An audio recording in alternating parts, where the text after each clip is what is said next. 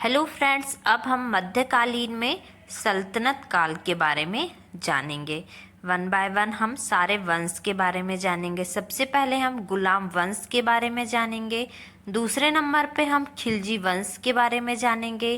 तीसरे नंबर पे हम तुगलक वंश के बारे में जानेंगे और चौथे नंबर पे हम शयद वंश के बारे में जानेंगे। ओके, और पांचवें नंबर पे हम लोधी वंश के बारे में जानेंगे। ओके, अब हम गुलाम वंश के बारे में जानेंगे।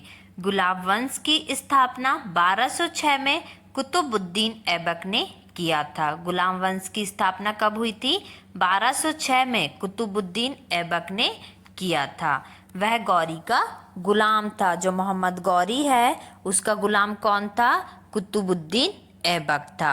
कुतुबुद्दीन ऐबक ने अपना राज्याभिषेक 24 जून 1206 को किया था। जो कुतुबुद्दीन ऐबक है उसने अपना राज्याभिषेक कब किया था? 24 जून 1206 में किया था।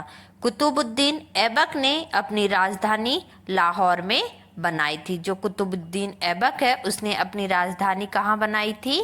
लाहौर में बनाई थी। कुतुब मीनार की नींव कुतुबुद्दीन ऐबक ने डाली थी। जो कुतुब मीनार है उसकी नींव किसने डाली थी? कुतुबुद्दीन ऐबक ने डाली थी। जो कुतुब मीनार है वो कहाँ पे है? दिल्ली में है। और ये दीवार किससे बनी हुई है? ईंट से बनी हुई है। और कुतुब मीनार विश्व की सबसे ऊंची मीनार है और यह कुतुब मीनार दिल्ली का एक प्रसिद्ध दर्शनीय स्थल है। ओके, दिल्ली का कुवत उल इस्लाम मस्जिद एवं अजमेर का ढाई दिन का झोपड़ा नामक मस्जिद का निर्माण ऐबक ने करवाया था। कुतुबुद्दीन ऐबक को लाख बख्श, लाखों का दान देने वाला भी कहा जाता है। जो कुतुबुद्दीन ऐबक है उसको लाख बख्श मतलब लाखों का दान देने वाला भी कहा जाता था। प्राचीन नालंदा विश्वविद्यालय के ध्वस्त करने वाला ऐबक का सहायक सेनानायक बख्तियार खिलजी था। ऐबक की मृत्यु 1210 ईस्वी में चौगान खेलते समय घोड़े से गिरकर हो गई। ऐबक की मृत्यु कब हुई? 1210 ईसा में। कैसे हुई? चौगान खेलते समय घोड़े से गिरकर हो गई और इन्हें लाहौर में दफनाया गया। किसको? कुतुबुद्दीन ऐबक को। ओके, ऐबक का उत्तराधिकारी आराम शाह हुआ। जो कुतुबुद्दीन ऐबक है उनकी मृत्यु हो गई, फिर उसके बाद उनका उत्तराधिकारी आराम शाह हुआ जिसने सिर्फ 8 महीनों तक शासन किया। आराम शाह की हत्या करके इल्तुतमिश 1211 ईस्वी में दिल्ली की गद्दी पर बैठा। गुलाम वंश का अंतिम शासक कौन था? शम्सुद्दीन कैमूर्स था। गुलाम वंश का अंतिम शासक कौन था? शम्सुद्दीन कैमूर्स था।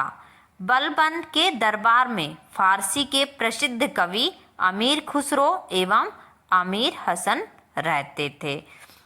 इल्तुतमिश तुर्किस्तान का इलबरी तुर्क था जो ऐबक का गुलाम था एवं दमाद भी था। जो इल्तुतमिश तुर्किस्तान का क्या था? इलबरी तुर्क था जो ऐबक का गुलाम था और दमाद था।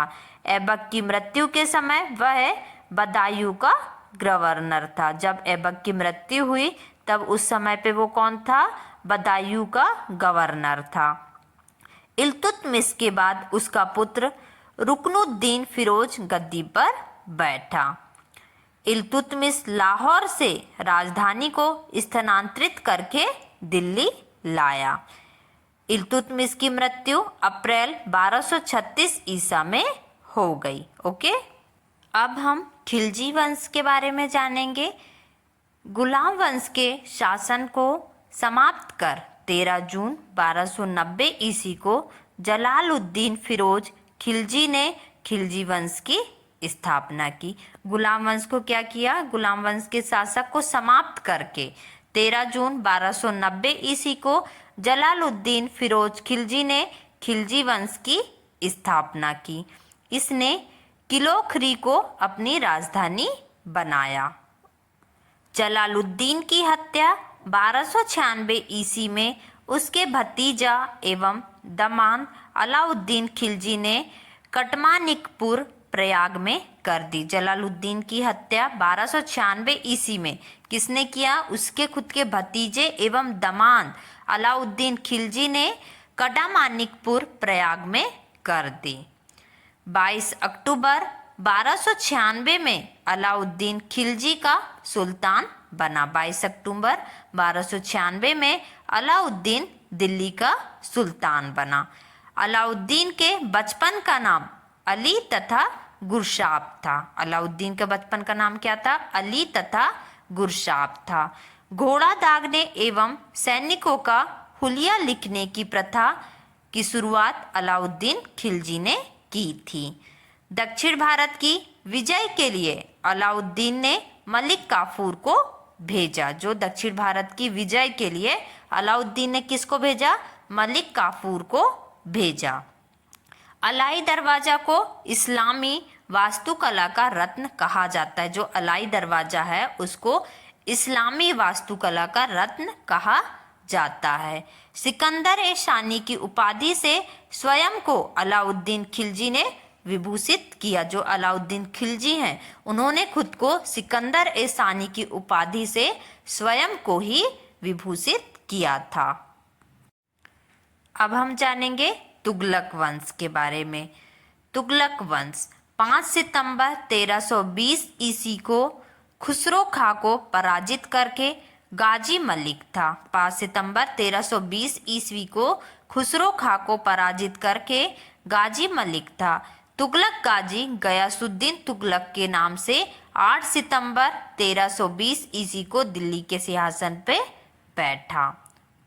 गयासुद्दीन ने अलाउद्दीन के समय में लिए गए अमीरों की भूमि को पुनः लौटा दिया।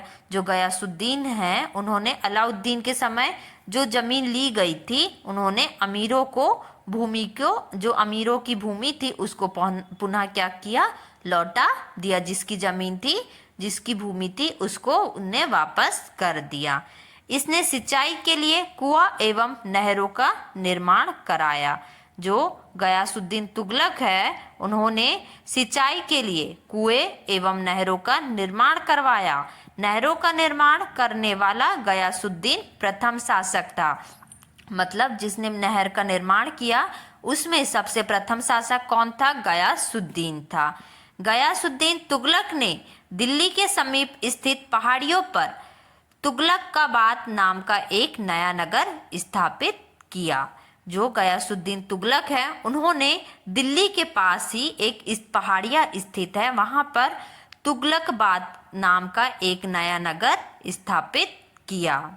रोमन शैली में निर्मित इस नगर में एक दुर्ग का निर्माण भी हुआ। जो रोमन शैली होती है उसमें इस नगर में एक दुर्ग का भी निर्माण हुआ।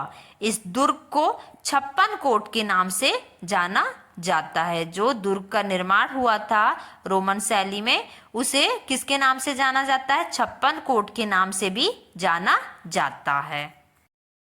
मध्यकालीन सभी सुल्तानों में मोहम्मद तुगलक सर्वाधिक शिक्षित, विद्वान एवं योग्य व्यक्ति थे। जो मध्यकालीन भारत है उसमें सभी सुल्तानों में जो मोहम्मद तुगलक थे वो सर्वाधिक सबसे ज़्यादा शिक्षित थे, विद्वान थे और योग्य व्यक्ति थे।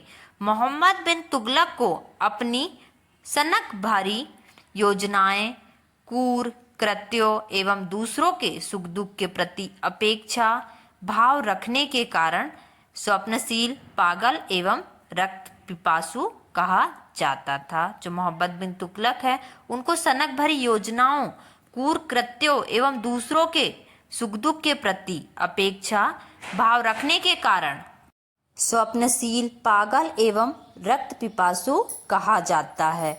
मोहम्मद बिन तुगलक ने अपनी राजधानी दिल्ली से देवगिरी में स्थानांतरित की और इसका नाम दौलताबाद रखा। जो मोहम्मद बिन तुगलक है उन्होंने अपनी राजधानी दिल्ली से देवगिरी में स्थानांतरित की और इसका नाम दौलताबाद रखा। मोहम्मद बिन तुगलक ने कृषि के विकास के लिए अमीर-ए-कोही नामक एक नवीन विभाग की स्थापना की। जो मोहम्मद बिन तुगलक है उन्होंने कृषि के विकास के लिए अमीर-ए-कोही नामक एक नवीन विभाग की स्थापना की। मोहम्मद तुगलक ने जिन प्रभु सूरी नामक जैन साधु को अपने दरबार में बुलाकर सम्मान प्रदान किया था, जो मोहम्मद तुगलक है उन्होंने जिन प्रभु सूरी नामक जैन साधु को अपने दरबार में बुलाया और उन्हें सम्मान प्रदान किया था। मोहम्मद बिन तुगलक की मृत्यु पर इतिहासकार बदायूनी लिखता है, अतंत लोगों को उससे मुक्ति मिली और उसे लोगों से। जो मोहम्मद बिन तुगलक है उनकी मृत्यु पर इतिहासकार बदायूनी ने लिखा है ये शब्द, अतंत लोगों को उससे मुक्ति मिली और उसे लोगों से मुक्ति मिली। फिरोज तुगलक ने 5 बड़ी नहरों का निर्माण करवाया। जो फिरोज तुगलक है उन्होंने 5 बड़ी नहरों का निर्माण करवाया। इसने चांदी एवं तांबे के मिश्रण से निर्मित सिक्के भारी संख्या में जारी करवाए, जिसे अद्दा एवं विक कहा जाता है। तुगलक वंश का अंतिम शासक नसरुद्दीन मोहम्मद तुगलक था। जो तुगलक वंश है उसका अंतिम शासक कौन था? नसीरुद्दीन मोहम्मद तुगलक था। इसका शासन दिल्ली से पालम तक ही रह गया था। जो इसका शासन था वो दिल्ली से पालम तक ही रह गया था। फिरोज तुगलक की मृत्यु सितंबर 1388 ईस्वी में हो गई। जो फिरोज तुगलक है उनकी मृत्यु सितंबर 1388 ईस्वी में हो गई थी। ये थी तुगलक वंश की जानकारी। अब हम पढ़ेंगे सैयद वंश। सैयद वंश का संस्थापक खिज्र खां था। इसने सुल्तान की उपाधि ना धारण कर अपने को रैयत ए आला की उपाधि से ही खुश रखा। जो सैयद वंश के संस्थापक थे खिज्र खां, उन्होंने सुल्तान की उपाधि धारण नहीं की। इन्होंने अपने आप को रैयत ए आला की उपाधि से ही खुश रखा। खिज्र खां तैमूरलंग का सेनापति था। जो खिज्र खां हैं वो तैमूरलंग के सेनापति थे। भारत से लौटते समय तैमूरलंग ने खिज्र खां को मुल्तान, लाहौर एवं दीपालपुर का शासक नियुक्त किया। खिज्र खां की मृत्यु 20 मई 1421 में हो गई। खिज्र खां के पुत्र मुबारक खां ने शाह की उपाधि धारण की। जो खिज्र खां हैं उनके जो पुत्र थे मुबारक खां ने शाह की उपाधि धारण की थी।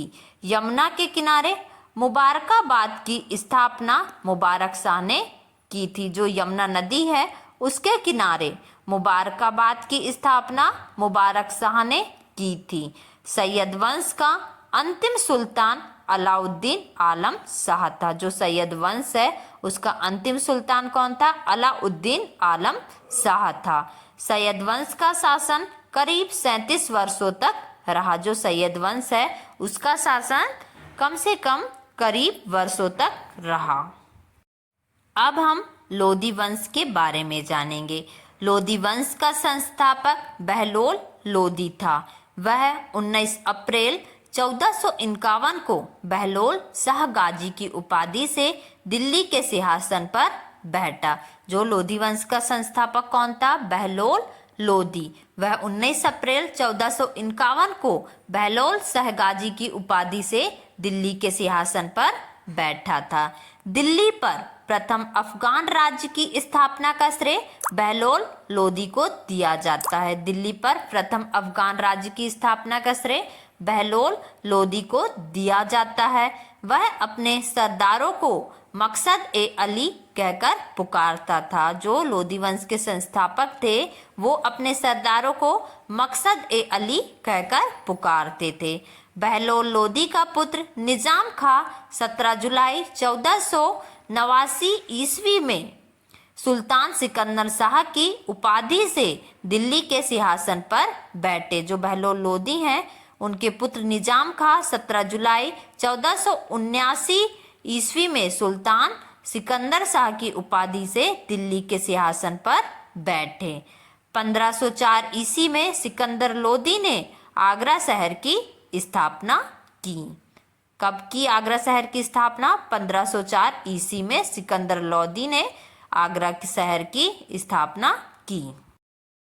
गुलरुखे शीर्षक से फारसी कविताएं लिखने वाला सुल्तान सिकंदर लोदी था। जो गुलरुखी शीर्षक से फारसी कविताएं लिखने वाला सुल्तान सिकंदर लोदी था। सिकंदर लोदी ने आगरा को अपनी नई राजधानी बनाया। सिकंदर लोदी ने आगरा को ही अपनी नई राजधानी बनाया। 21 अप्रैल 1526 ईस्वी को पानीपत के प्रथम युद्ध में इब्राहिम लोदी बाबर से हार गया। इस युद्ध में वह मारा गया। 21 अप्रैल 1526 ईस्वी में जो पानीपत का प्रथम युद्ध हुआ था उसमें इब्राहिम लोदी बाबर से हार गया और इस युद्ध में वह मारा भी गया। ये थी लोदी वंश की जानकारी। इस वीडियो में हमने सल्तनत काल में गुलाम वंश के बारे में बताया है, खिलजी वंश के बारे में बताया है, तुगलक वंश के बारे में बताया है और सैयद वंश के बारे में बताया है और लोदी वंश के बारे में बताया है। Okay, thank you for watching this video. Please like and subscribe.